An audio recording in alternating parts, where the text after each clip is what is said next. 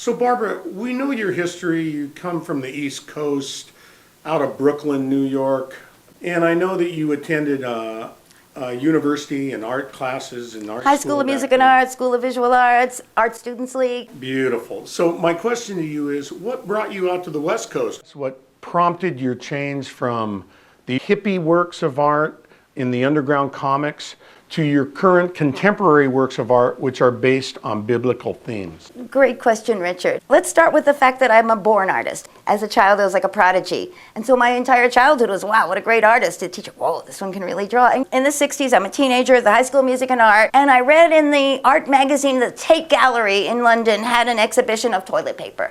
And I said to myself, in this case, there are no rules in art. Well, there's no rules, and I'm going to do what I like. I had the strength to know what I liked. I was 16 years old. I liked Rimbaud. I liked Cocteau. Are you starting to see my canvas getting born? Mm-hmm. This over here, colorful, this, there, and I began to create the style. And so this is the hippie era. We're talking 1969. 67, my husband was in the hippie tribe, the group Image. Kim Deitch was a friend of my first husband. I met him. I began to do Underground Comix.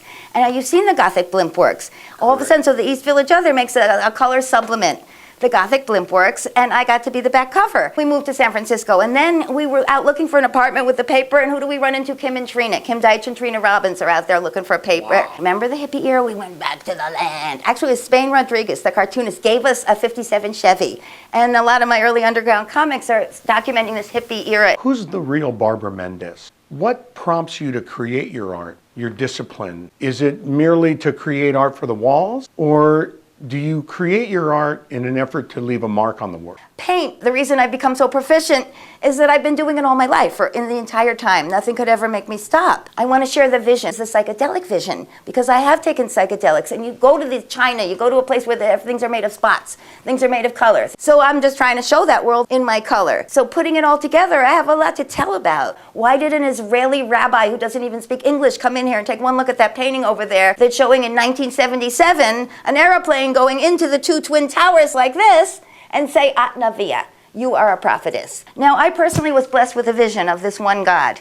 It was very brief, it wasn't in a holy place, and included in the vision was that if you didn't realize that God controlled the world, you were highly mistaken. Mm-hmm. But let's just say you believe in one God. If you want to be a Jew or a Muslim or a Christian and believe in one God, and you're a woman, then you have to accept this yoke of second-class designation that we're some kind of rib from Adam. That is a bogus vision of humanity. No, I believe I have a mission. I definitely want to share.